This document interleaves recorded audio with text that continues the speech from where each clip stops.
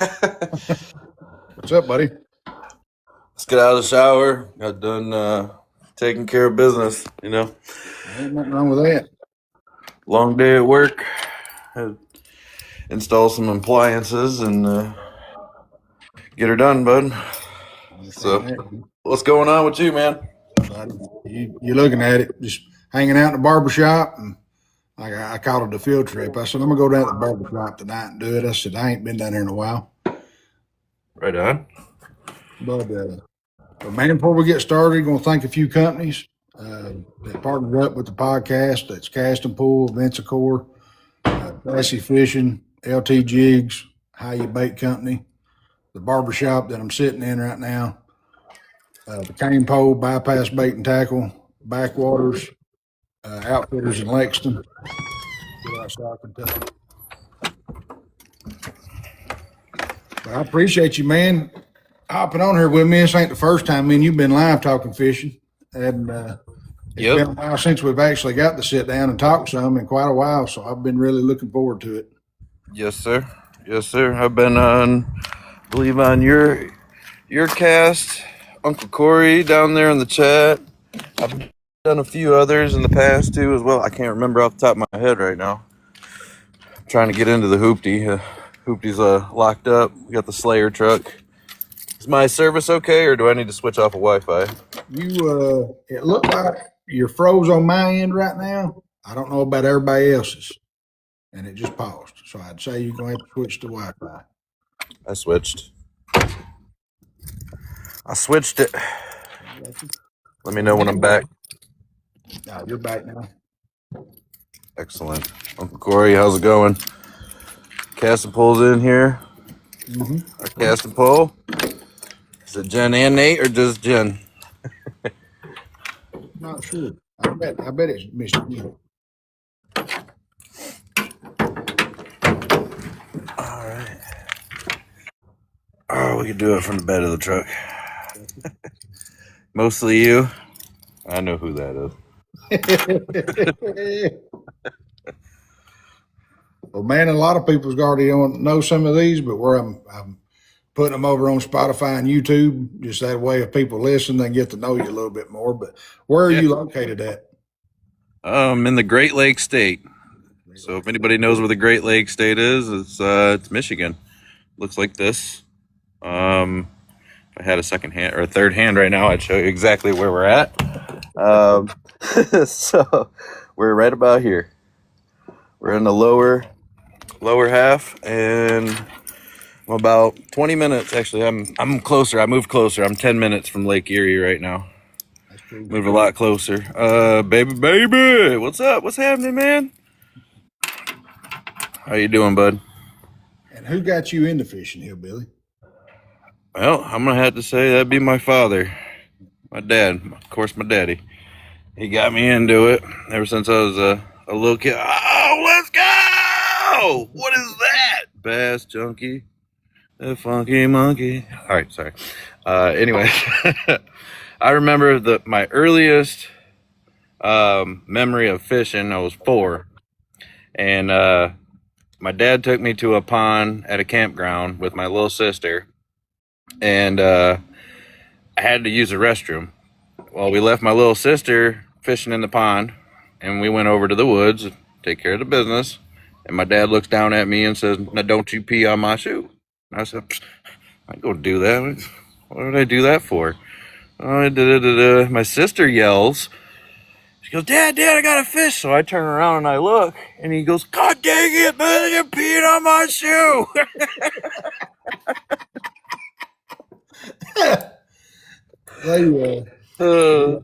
So that's the earliest.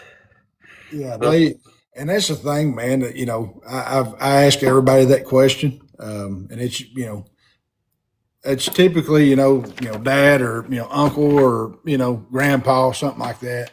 Yep.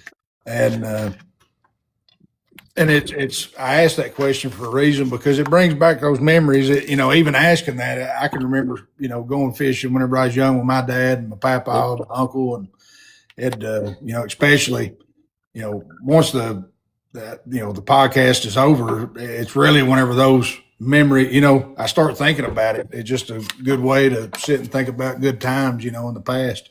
Right. That's right. Let's go with the gold chain. Mr. Paul Tark's in the house. What's up, Paul? Thank you, sir. And do you just target one species or multiple? So lately, let me get my phone stand set up here, Tiny, real quick for you, bud. Good, bro. Lately I've been targeting catfish. They really haven't been wanting to bite. Nothing's really been wanting to bite lately. I don't know what's going on. How's the heat in Michigan right now? It's getting better. I tell you that. It is getting better. It's not as hot.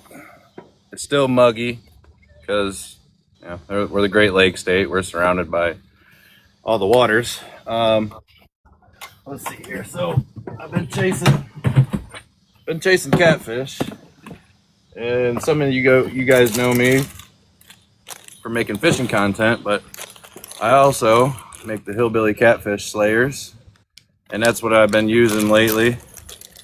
Normally I would use a lot of cut bait, like bluegills, crappies, use those to cut up here. We can use those fish here. It's not considered a game fish to use.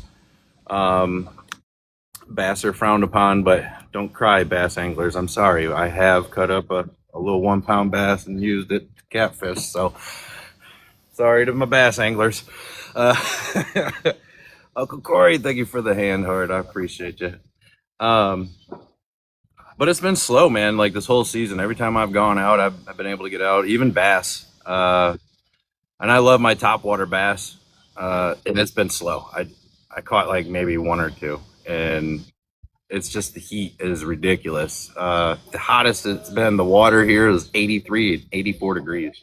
And that was measured off of Old Lake Erie. So, Oh, really? yeah, you can only imagine what it's going to be in the tributaries and creeks and streams. Yeah, it's a bit warmer in the shallower areas. So, See, my neighbor, she's originally from Michigan, grew up in Michigan. oh, okay. And they just recently got a boat, and we've become really good friends, me and her and her husband. Mhm. And our daughter hangs out with her kids. But I was talking to her, and we were talking about different lakes. And I was like, I said, the one good thing I said about living here in Richmond, I said, is you've got, I said, about 5 lakes within an hour and a half of each other. And she's like, well, I grew up in Michigan where every 5 minutes you had a body of water to go to, so. Yep. And I was like, no kidding. And that's what I told her. I was like, I know a fella in Michigan. I said, a couple of people, I said, that fish up there. I said, they talk about how much, how many different bodies of water and how big, the lake is up there anyways. I said, it makes more sense now. I said, when you put it that way. Every cornfield, there's a creek bank. Yeah. Yeah. Every creek bank, there's a tributary right behind it. So, yeah, every turn you can turn a corner and there's a body of water that you could hit for sure. You can find fish. They you just didn't recently start tying those catfish rigs up. You've been doing that for a while now, though, because I've seen you fishing with them in the past. Yep. And you've had success with them, though. I mean, Yes, I think I have. I've been at it for a little over a year now, and I've been testing all my own products myself for over a year, and making sure I got them dialed in, making sure I got my knots right, I got the colors I want coordinated, how many rattlers I want on there with the float, and what pound test I want to use, and how long of a leader line I want to use as well. Yeah. Right next to obviously your size of hooks. I like using the bigger hooks now to avoid catching turtles. I know there's a lot of people out there who are using their little small hooks, and I like specifically using the 8-aught. Those are perfect. 8-aught circles. I can actually show you. I could just show you. we used to set jug lines, man, down at the lake with my uncle, trot lines. And I tell you, I absolutely hated it, leaning over the front of the boat and grabbing that jug line and starting to pull, see a snapping turtle's head about half the size of mine. Yeah. Yep. Too small of hooks. You put the bigger hooks on, it kind of avoids that. Depending on how big of turtles you got around your area. But I like using the 8-aught. That's my favorite. That's the best that I've used experience wise. And you can still lace a worm on there because apparently that's all the catfish want right now. So what I'll do is I'll lace one worm on there, and then I'll lace a second one on there and completely cover that hook, and then I'll whip it back out there. I've had more success at night whenever I throw my catfish poles out because I've got chicken livers on one, bluegill on one, and night crawlers on another one. And it literally, every time I do that, it seems like I catch more off the night crawler pole than I do anything else. It's crazy. It's crazy. Yeah, I quit using cut bait. They weren't even touching it. Yeah. And the old secret sauce with the garlic powder, they didn't even care. They want the worm. That makes sense. What Brian just said. He said, "Don't worry so much how hot water is. Just stay above thermocline and look for water with oxygen." With oxygen, yeah. I've come to find out that nighttime is a lot better right now. Like they are definitely feeding at night, along with the bass. Apparently. Yeah. See, that's what I'm trying to think. My brother, anytime we go out night fishing, crappie fishing, he's usually throwing a whopper plopper or something that a jerk bait, something like that. And he's had pretty good luck, man, bass fishing at night like that. To the point to where I think I told him, I said, I'm gonna start taking me a extra pole with me, and start throwing some at night for bass. I'm equipped with a few extra poles, and maybe a couple more in here. I don't know. Yeah, it's gotten a bit out of hand, but hey. So if you want to talk about bass for the bass guys out there, this little booger right here, I have been loving this thing. It's called the Toad Runner, I believe, by Booyah. And man, this thing is so cool. You can run it, pause it, stop it, pop it, lock it, and drop it, man. This thing does it all. It's like the ultimate bass topwater lure, I think, in my opinion. Because it takes over the whopper plopper, takes over the frog. It's amazing. I love it. And this is a little smaller version of it. I was using a much larger version, and I wasn't getting as many bites, as many hookups, I should say, because it was so long that some of the fish were discouraged because of how big the bait was. Yeah. But that's it, man. I have to check it's that out. one of them. Booyah. It'll make you say booyah. I agree with you, Brian. Plus that green light out, bringing him shad up too. Yes, the green light. I've yet to get a green light yet. I want to get one of those for underwater. I think I'm going to try it during ice fishing season. See, that's what I think it was Guthy a long time ago. We were talking about that, and I don't think they're allowed to use them out in North Dakota. If I'm not mistaken, I don't know if Guthy's still in here. He can correct me if I'm wrong, but I think he said that they couldn't use a under. And it's crazy. Like there's some regulations in some places you only fish with like 2 poles at night. I can have 10 out on mine. Yeah. Yep. I mean, it's insane. Regardless, here we have a 3-rod limit. So nighttime, daytime, trolling, casting, whatever. It's only 3. Yeah. That's something that me and my one of my buddies has got into is trolling for crappie. And I'd never done any trolling, but down on Green River is where we've been doing the trolling for crappie. But I heard there's walleye in there, so I think this fall I'm gonna start trolling. Did you catch one this year? I caught one in the creek back home. Oh no crap! Back in Harlan? Yeah. Nice. I had always heard that there was walleye in there, and I'd seen pictures of people catch. I'm like, oh bullshit, Yeah. And man, I was throwing a casting pool Helgermite. I mean, it's usually if I'm wade fishing back home, it's what I'm throwing. It's transitioning now. It's either small cranks, the casting pool Helgermite, or the BFE micro chatter. Is my 3 big go-tos. It's been my 3 big go-tos this year. I did, and thank you, Pig Jigs. I've not had a chance to open it yet, though. But tell you what, I've been through a lot of crappie baits, and I can't put words to describe it. You gotta get the Kiwi kicker from Cast and Pull. It puts limits up. I can catch a lot of crappie on a lot of other crappie baits, but the Kiwi kicker was number 1. That thing, just that color combo up here, it was out of this world. Something about that chartreuse, Jen. Chartreuse in green. Not the tails. It's not the tails this time. Sounds like I'm gonna have to get some kiwi kicker with chartreuse tails on it then from them. You can get it with the chartreuse. I'm pretty sure the belly is all the tail, all the chartreuse you need. So We brought it back, even if that's funny. That is funny. you brought it back, even though it had chartreuse. Funny little inside joke for y'all that are in here.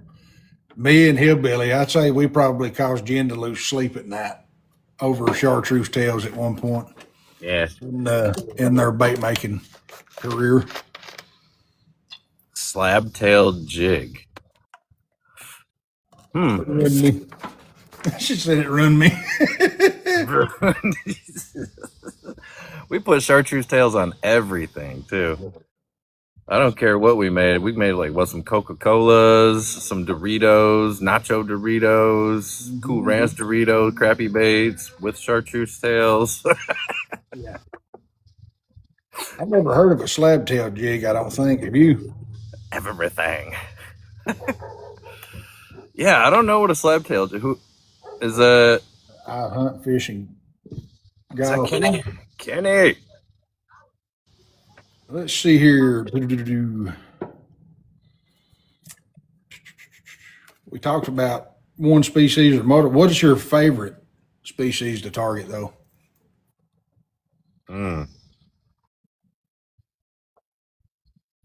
Still walleye. Yeah. It's still walleye because fall brawl is coming right around the corner again. Not this past year, but the year prior, I placed 32nd out of over 700 shore anglers.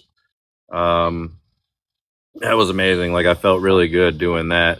I mean, I wasn't in the money or anything like that, but it meant something to me to place such a high number out of so many other anglers. Last year, I don't think I didn't do as well. I think I was like 102. I mean, it's still kind of good. I don't remember how many other anglers were out there. I'm sure it was in the 700-800s again. Walleye in the bathtub again, baby. That's how you got. Okay, if you want to make it famous on TikTok, you put a walleye in your bathtub. Okay. I'll never ever forget that night I seen you doing that. I said, I've never seen anybody give their fish a bath. Yeah. Yep. That was good. That was good. Yeah, I thought for sure that was going to be the tournament winner too, but it's close. It's close.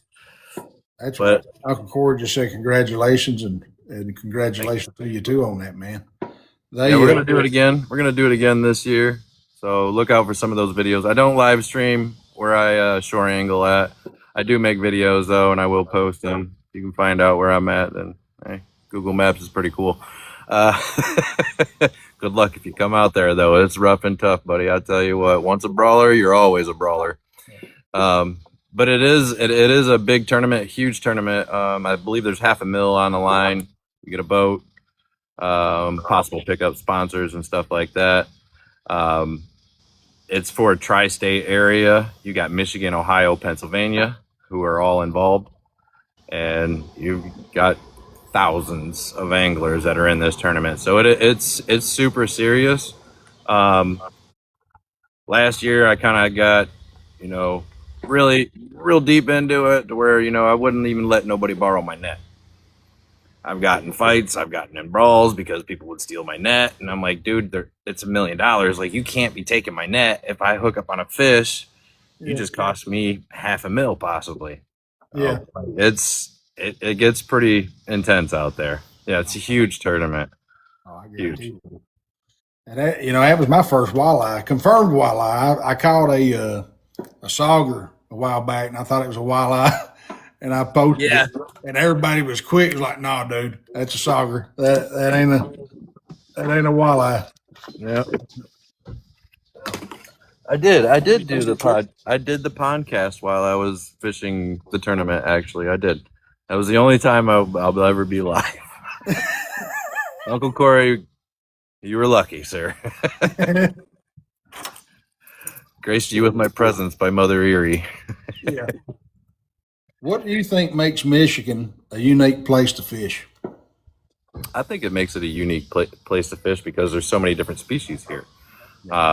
You have everything from trout, sturgeon. You got your largemouth bass, your smallmouth bass. You got your walleye. There are sauger here too as well. You've got all your panfish. And then you've got yellow perch, which is junior, a baby spawn off of a walleye. I don't know. Don't ask me how that happened, but somewhere along the line, don't ask me. Muskie, yes, absolutely. You got muskie up here, and it's a great place to fish. And there's beautiful places even further north than I am. Unfortunately, I haven't gotten a chance to chase down a muskie yet. That is on my list. I was blessed with what was his name? Joe, Walleye Jojo. He invited me up to St. Clair River to do sturgeon fishing, lake sturgeon fishing with him. And I got up there, and come to find out, our birthdays are on the same day. So that night he caught me my birthday sturgeon, my first sturgeon ever, which was amazing. It was a great time. If you guys ever get a chance, go check out Walleye Jojo. He'll take you out and put you on some sturgeon, man. It is really fun. It is really cool. The fight is intense. That's two fish I've never caught, is a muskie and a sturgeon, and I really want to. Hey, how you doing, Frankenstein? Thank you for the heart me. Frankenstein. Brian. How's it going, guys? What's one Michigan fishery that you think every angler should experience? Oh, I am gonna say Lake Erie, because of the walleye. But if you want to go for multiple species, I'm gonna say Lake St. Clair. You want to do a multi-species day? Definitely go to Lake St. Clair. I had a couple of buddies went up there and was showing me some video. It was insane how clear the water was on St. Clair. Yeah, it's beautiful. Like they were using vloggers out there catching smileys, and he was showing me pictures and videos at work. And I was like, dude, he was like, you need to go up there with us. And I was like, I might. The smallies out there are ridiculous. They're like walleye down here in Erie. There's just so many. I said the boyfriend and I joined the Dirty 30 Club for heck yeah, that was a fun time fishing right there. Dirty 30 Club, heck yeah. He says I got my butt handed to me on that lake. Got your butt handed to you on that lake. Oh no. This next one, it can go one of two ways. But what's the biggest surprise catch you've ever had? Like you've been out, because we've all done it. We've been out, crappie fishing and catch bass, or bass fishing and catch, you know what I mean? So what has been your biggest surprise? My biggest surprise would have to be ice fishing for panfish, for crappies, bluegill, and yellow perch. And sorry, the neighbor's mowing the lawn. And I use a underwater camera. I don't use live scope, guys. Okay, I'm not a live scoper. I'm a real live scoper. I like to watch it in real time. So it was so cool and surreal. Like I even talked about it. Is on my profile, so if you guys want to go check it out, scroll back a little bit and you'll find the video of me catching a smallmouth through the ice, and I'm sitting here describing it. I'm like, oh, what is that? I'm like, that looks like a bass. I'm like, I think that's a smallie. And then all of a sudden, boom, he smacks it, starts ripping, dragging. I'm like, ah! And I got him up, and I was so stoked as soon as he came up through that ice hole, man. That was the best feeling ever. It was so cool to even just watch it happen on camera too. If you go ice fishing, underwater cameras are the cat's meow. It's so cool. I mean, a lot of people are using live scope and stuff like that. Yeah, you're watching little digital cutouts or whatever, but to actually watch that fish hit your bait, I tested casting poles, a lot of casting poles, ice plastics, out there at that same lake, and it was phenomenal. The disc shaker just outperformed everything that I even threw out there. I threw a lot of other ice plastics out there, not mentioning other bait makers out here, but Cast and Pull's disc shaker outperformed, like 10 out of 10. It was, you couldn't put it down. Yeah, they that was me with that walleye in the creek, a couple months ago. Yeah. As soon as it hit, dude, it started peeling, dragging. I was like, I don't know what I have here. I don't know what I got. I was like, what the hell's going? Like it was almost like being a kid again, like the feeling that the excitement. Yep. I'm just like, what? I was like, if this is a smallmouth, it's a state record. It's a state record, right? That's what I was thinking in my head. And oh man, I seen it roll, and I was like, that's a damn walleye. I thought this was a monster bass coming up through this ice hole because I'm fishing 4-pound test on an ultralight, like 2-foot rod, like inches from a ice hole. So I thought it was a monster as well. I believe I didn't get a chance to weigh it, but it was anywhere between 2.5, 3 pounds. It was a decent sized smallie. And it was funny because you started mentioning ice fish, and that was my next question: was do you ice fish? Nope, not at all. Not at all. We just got done talking about it, so we just. I don't like it. Not one bit. I will ask you this though. I'll skip that one because we done covered if you do or you don't. But what do you think is some must-have items that you have in order to fish on the ice? You must have Cast and Pull soft plastics. You must have an ice auger, and you must have an underwater camera if you want to have fun. Get you an underwater camera to have fun. It's not cheating, guys. it's fun, especially if you got little ones or an old lady or even aunts and uncles going out there, and if you guide people out there, it is a blast. Yes, warm boots. Yeah, not really. I mean, sometimes my feet sweat. Don't forget the heater. But yeah, that's why I hunt and fish and golf at a heated shack. Heated shack. That's more like luxury. You sit in just a bucket. I've seen some of them, man. Like there's actually like pool campers that these guys are taking out on the ice. It's insane. Like they'll be pulling them up out of the ice, and dude be flaying them out, and someone will be over at the stove, and they'll be frying them up. Trust me, I thought about cutting holes in the floorboard of the hoopty here and just fishing like right here.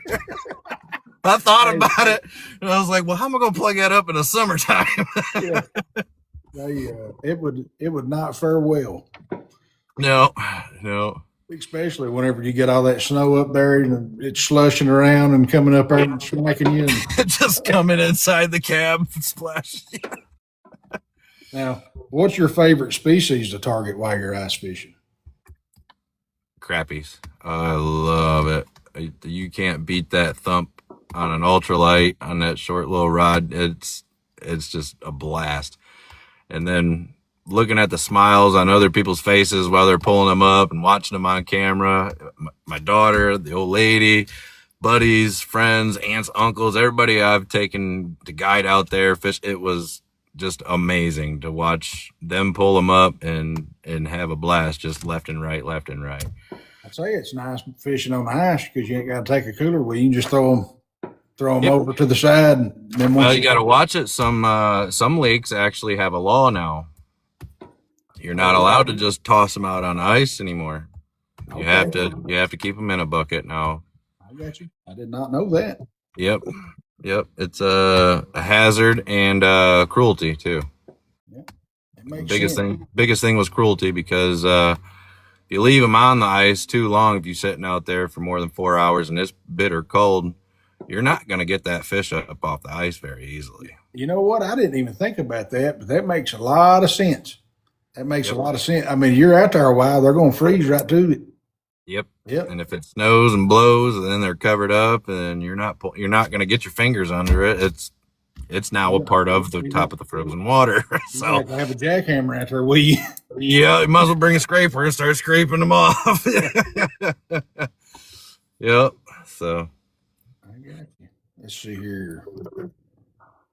What do you think fishing's taught you about yourself? Patience. Yeah. Fishing's taught me a lot of patience, and there's more. There's more to just going out there and casting a line too. It's also taught me peace. I found a lot of peace just sitting by open water, mainly, not just ice fishing, but open water. A lot of open water, just sitting there, and that's biggest thing was catfishing taught me that actually. Just setting up the rods, just sitting there and being at peace next to the water, being with God. You know what I mean? Just relaxing. It is. That's that's I tell people all the time. I was like, they're like, hey, that's all you do is paint lures and fish, and I'm like, I don't see anything else that I would want to be doing, honestly. I was like, because and you paint lures too, and Yep. and I tell like one of my buddies that I fish with, he's like, I ain't got the patience for it, and I was like, you'd be surprised. I was like, if you fish, I said, you love fishing and fishing just as much as I do. I said, I guarantee you, I said, if you bought a hairbrush and some blanks and some paint, Yep. you would end up finding the same, therapeutic level that you get from fishing. I said, painting lures. It really is. But like you said, it's about the patience and the peace. That's what I love more so about fishing than anything else. Whenever I'm out of the water, I ain't got a care in the world, man. None. Nope. None whatsoever. But if I'm walleye fishing, there's no peace. It's game on. It's go, where? Thank you for the hat and mustache. They and that is one thing that that I've not targeted a lot. Well, really ever. I've never said, hey, I'm gonna go walleye fishing. But after I caught that walleye in the creek, I was like, now, that was fun. I was Yep. like, that was different. That was something that was unexpected.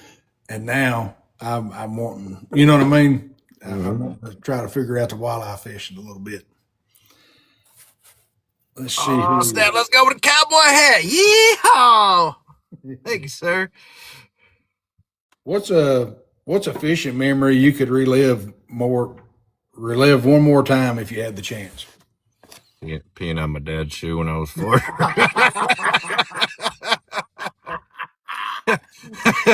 That's it, man. That just tops them all, man. I don't know.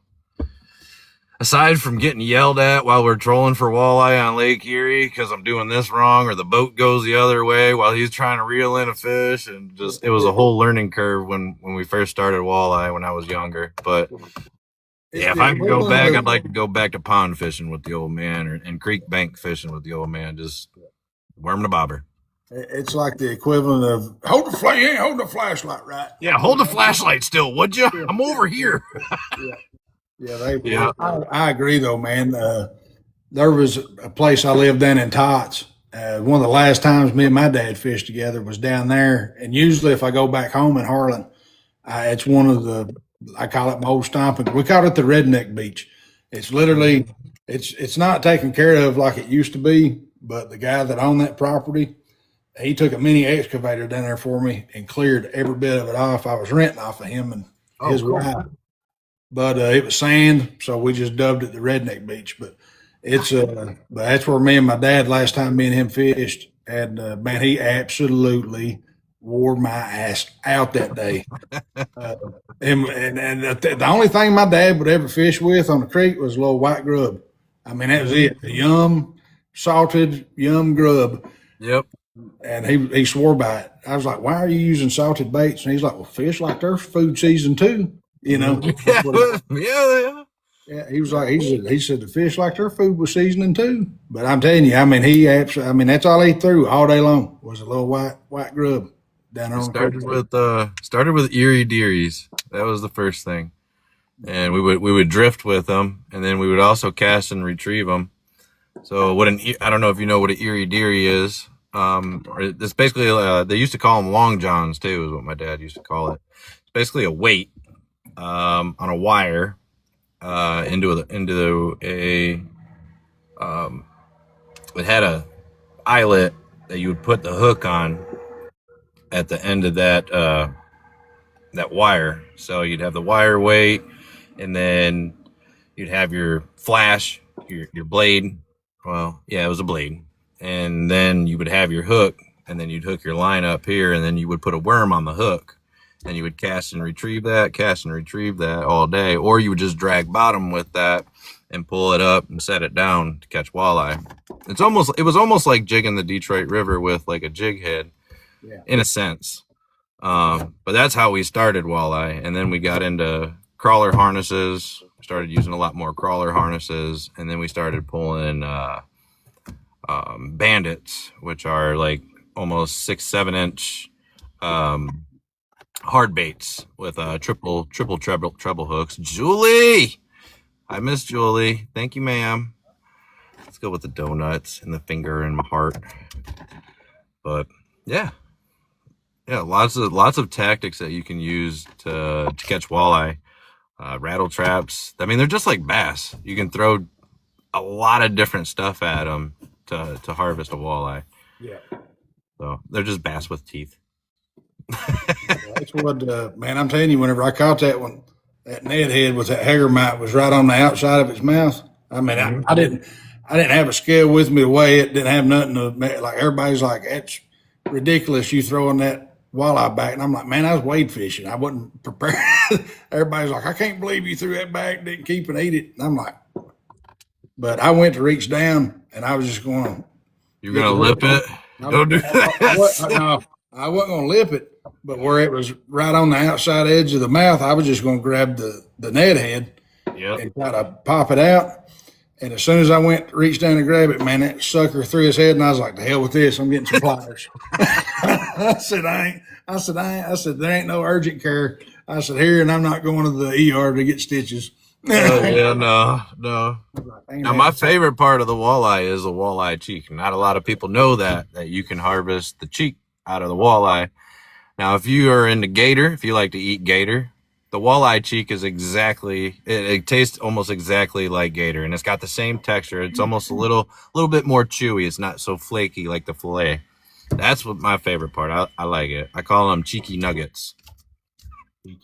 I was going to say, I think it was you or someone else I'd seen, either a live or a video, but they were showing how to get how to poop it out. Yeah, how to poop it.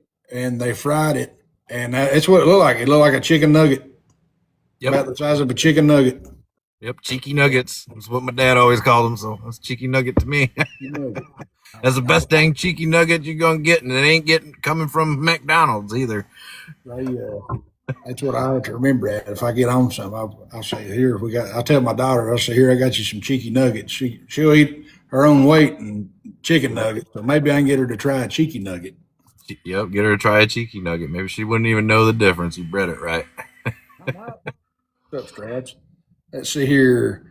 If someone watched your fishing videos but never met you, what would they completely misunderstand about you? They would misunderstand that I'm a poser. I'm not really a hillbilly. Okay. I would have to beg to differ on that. I might have hillbilly tendencies, but when I had created this account, I had created this name. The hillbilly was for my dad. My dad was the true hillbilly in my eyes. He was from the hills of Pennsylvania and loved fishing, loved doing everything outdoors. He was a carpenter first. My grandfather, actually, his dad used to build the old wooden boats back in the day. So just a long line of carpenters and people who love to be by the lake, love to be by the water. Obviously, the fish slaying part is me being big-headed about it, that I catch a lot of fish. But I've seen some lives, man. I've seen some lives. I mean, the Fish Slayer. I will say this: there's nothing to misunderstand.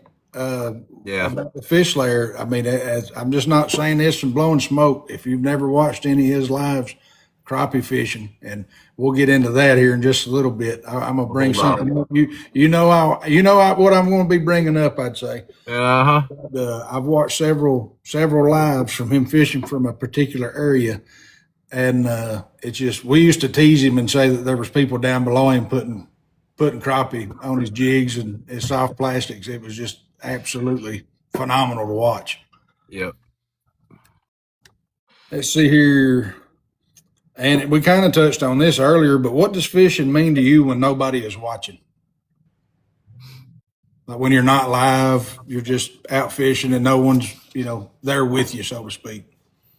Reconnecting with loved ones that aren't here anymore. Really, that's why I started this whole thing too, was to try and get closer to my dad when he passed away. So it's helped me a lot.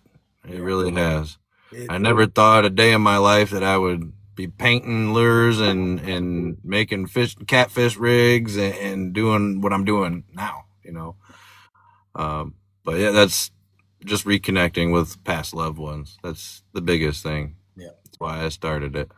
Oh yeah. And that's I think if people really got down to everybody gets on here for a reason.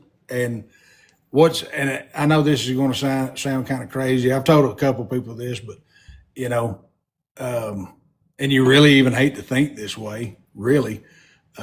But the biggest reason why I got on TikTok is one, I was kind of in a dark place in my life when I did get on here, and whenever I started meeting people, and I was just like, "Oh my God, this is insane." You know what I mean? Yep. Like there's tons of good people still in the world, people that I don't even know that care about you, that reach out to you.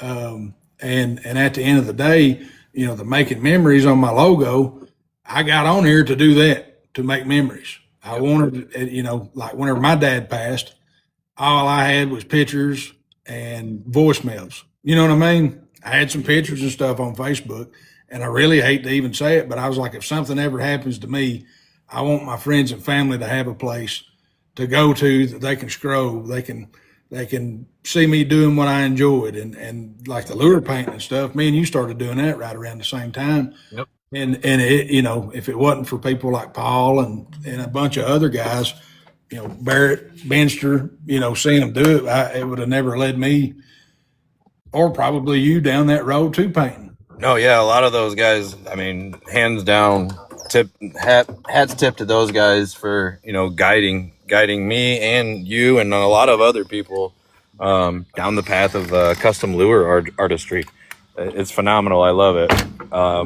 I did get in so deep to it to where I was like, getting like painter's block trying to think of something to paint, and I couldn't come up with nothing. And that's when your friends come in the chat and they're like, all right, red, purple, green, and I'm like, okay, I think I got a color combo now. I think I could do something. We'll do red dots or a blood splatter or something. I'll come up with something.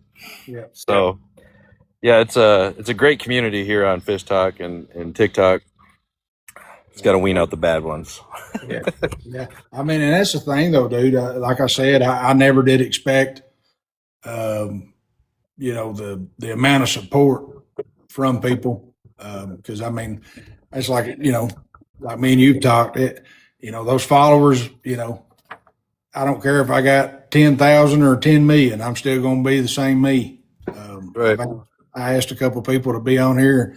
They was like, "Well, I'm just a small account." I'm like, "Dude, whenever I got on here, I had 0 followers.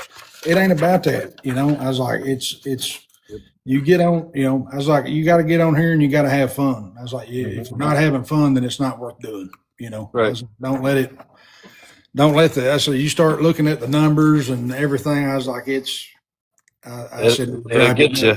It will. It'll drive you nuts. It'll eat you up. I remember my first 10K, and I was so stoked, and then I was hungry for more, and I kind of got lost a little bit. I lost my way, and my mission wasn't my mission anymore. And then I finally found it again, and it's like, all right, we're gonna get back on the ball here, and we're gonna get this thing rolling. Oh yeah.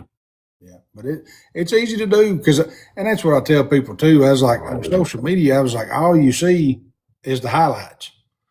Right. You might see me, catching 10 fish right in a row. Well, guess what? It took me 6 hours to do. I just clipped it out and put it together that way because nobody wants to watch 10 hours worth of someone throwing. Well, so some of my live streams, I might have 25 crappies in the bucket, but it didn't take me but 20 minutes. God's honest truth. That is true, though. I mean, it is. I mean, what he's saying, like what I'm getting ready to bring up, and I know he knows what I'm going to ask here shortly. Mm-hmm. But I've seen it. I watched him go live one day. He told me when he was going to go live. I was able to get on there as soon as we went live, and it was probably 15 minutes, and he already had a 1-man limit of crappie. And probably 10 more minutes, he had another man limit because he had his daughter or cousin or someone, fishing with him.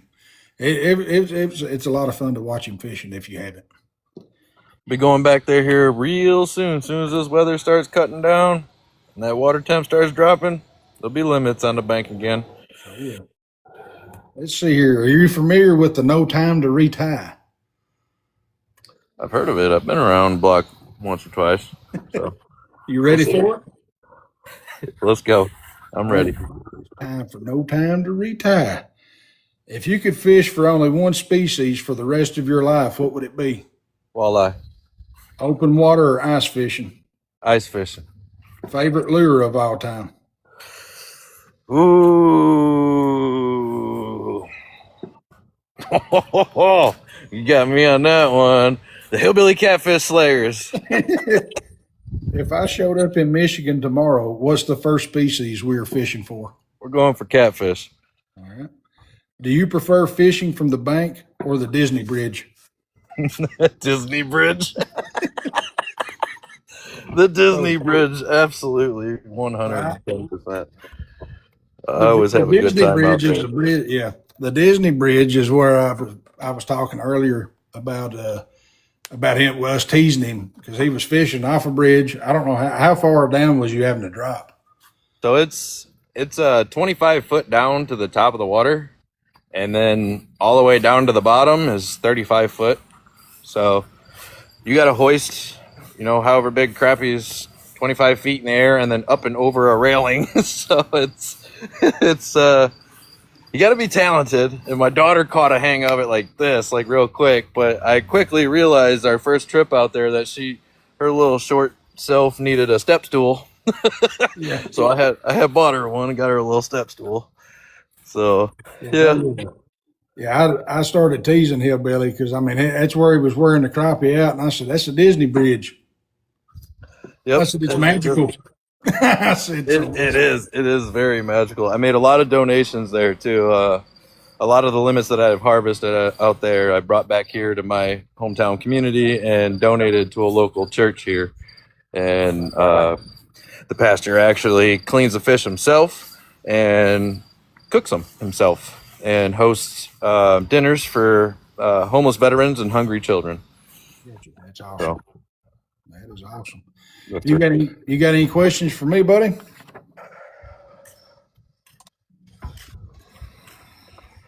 When we going catfishing tomorrow? If I could jump the truck and drive up there tomorrow, I would. I need to. I've been down to Alabama, to fish with Big Country and Alabama fishing. Yep. And my plan was to try and make it up to Michigan this year to fish with you, and the youngin ended up having to get braces, so that hurt my pocket. Yeah. Next year, I'm gonna try to do a little bit of traveling.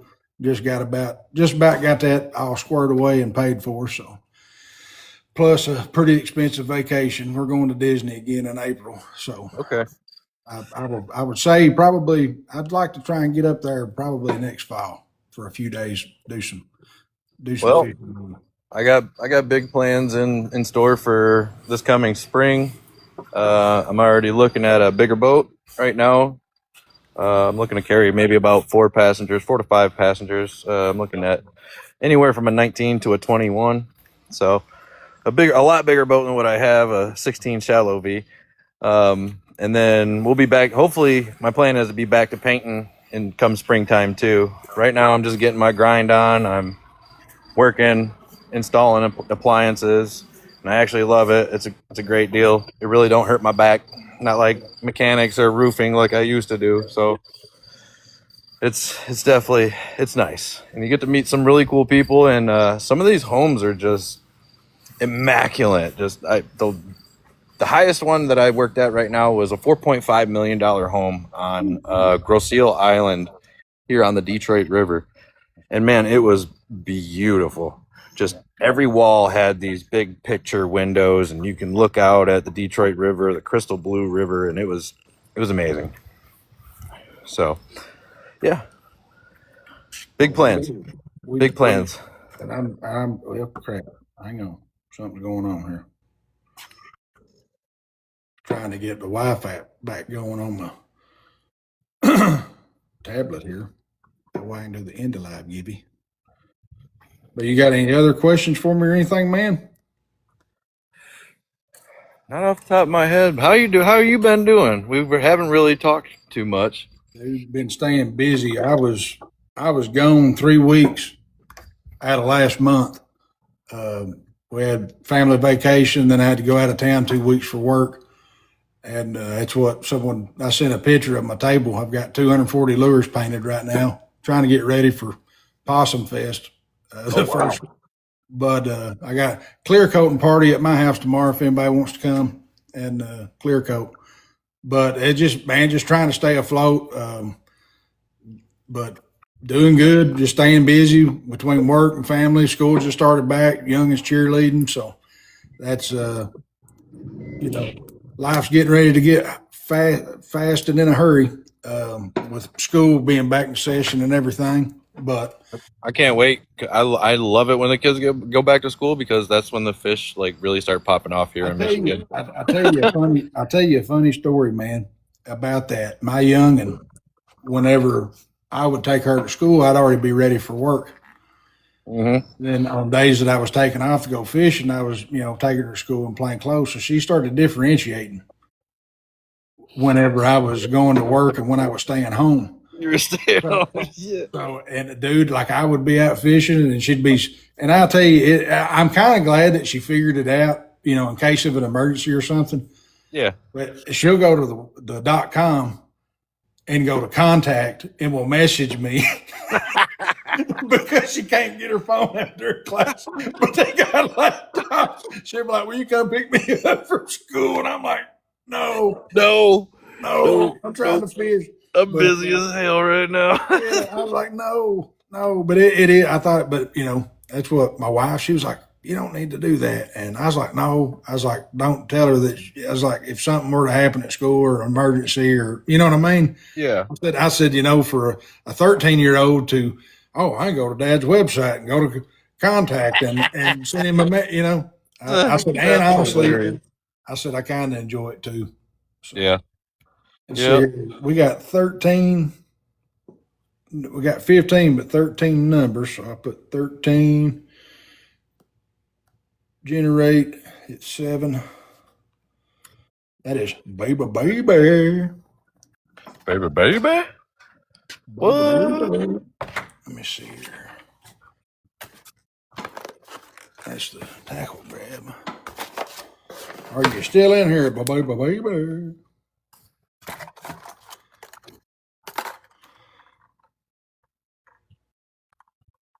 I don't see him. Oh yeah, he is. He's in here. Been a minute. Yeah. It has. He has to be in here. He's a moderator. Yeah. Ooh, that thing looks nice. Got just a tinge of yellow there on the side. I like that. Yeah, I was just playing around with this one now. Dad. It's a Real Talk with Tiny sticker, the 10-inch custom lure sticker, a hat pin, and a pack of the Tenisaki shad. If it's a good walleye color right there.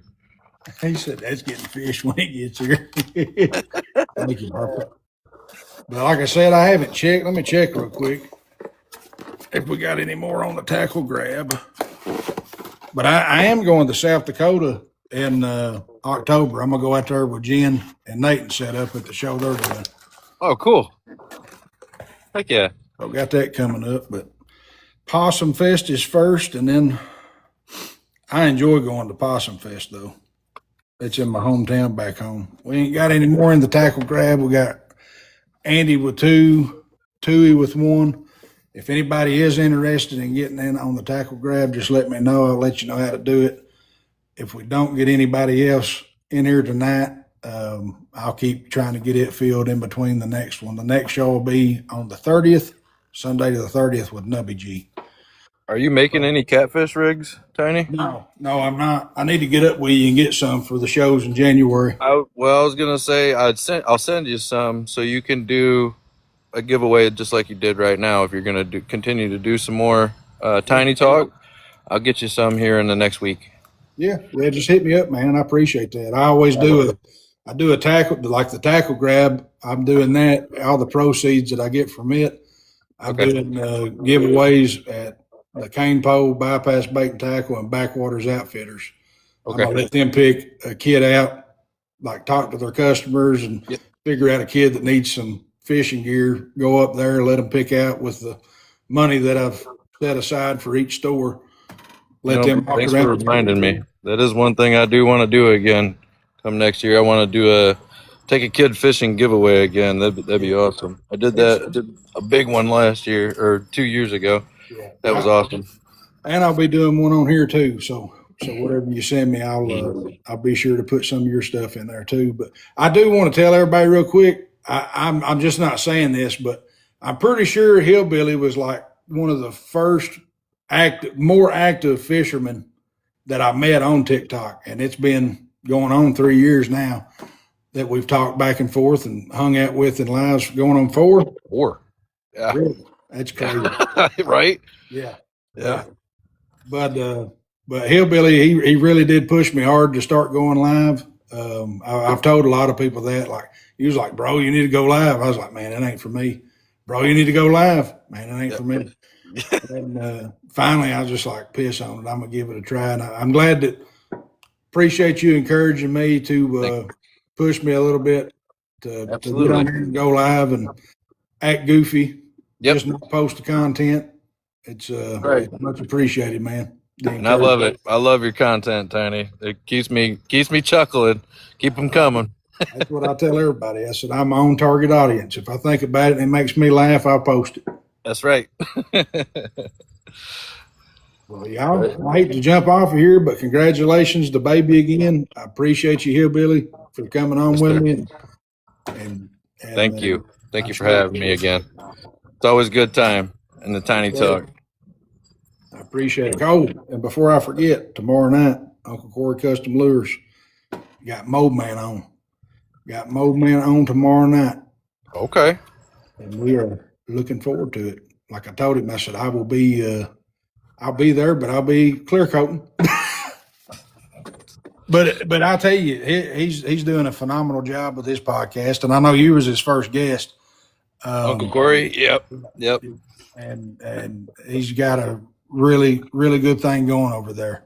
And it's if you're not watching, huh? Who was your first guest? My first one was Traveling Fisherman this year. Okay.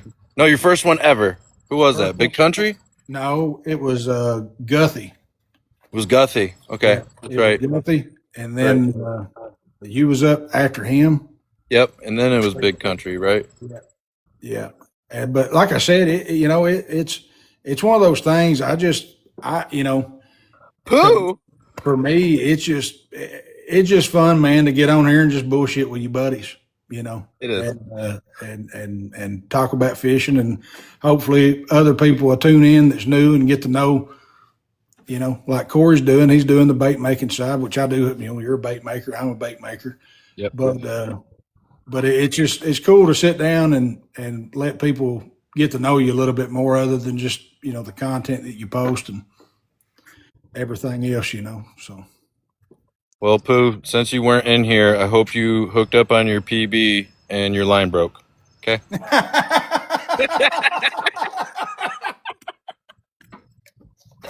I'm just kidding, Andrea. We love you. Hope you had fun fishing. All right, y'all. Thank y'all for coming in, being here, showing all the love. Look at that.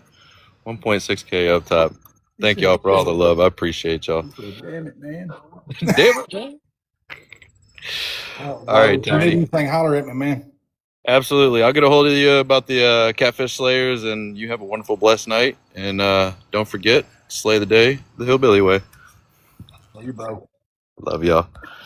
Appreciate y'all. Y'all have a good night. And we'll see you on the 30th.